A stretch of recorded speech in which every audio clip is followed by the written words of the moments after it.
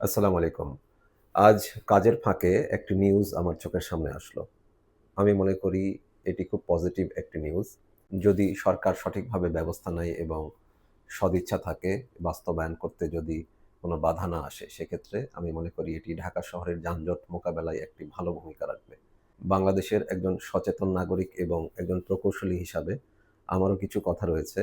ঢাকা শহরের এই যানজট মোকাবেলায় মোটামুটি কিছু পদক্ষেপ যদি শুরুতেই আমরা নিতে পারি, তাহলে আমার মনে হয় এই অব্যক্ত যন্ত্রণা থেকে আমরা কিছুটা মুক্তি পেতে পারি।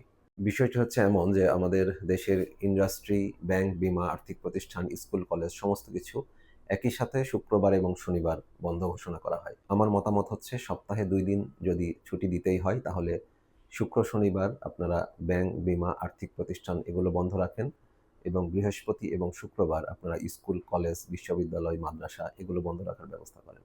এবং garments industry, buying house, textile mill সবকিছু আপনারা চাইলে রবিবারে বন্ধ রাখতে পারেন। সেক্ষেত্রে কিন্তু সপ্তাহে ৩ থেকে ৪ দিন মোটামুটি রাস্তা ক্লিয়ার থাকার মতো একটা ব্যবস্থা হয়ে যাবে।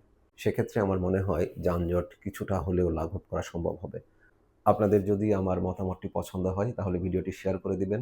আশা করি এভাবে পদক্ষেপ নিলে আমরা ঢাকা শহরের এই যানজট থেকে অনেকটা রেহাই পাবো আশা করি।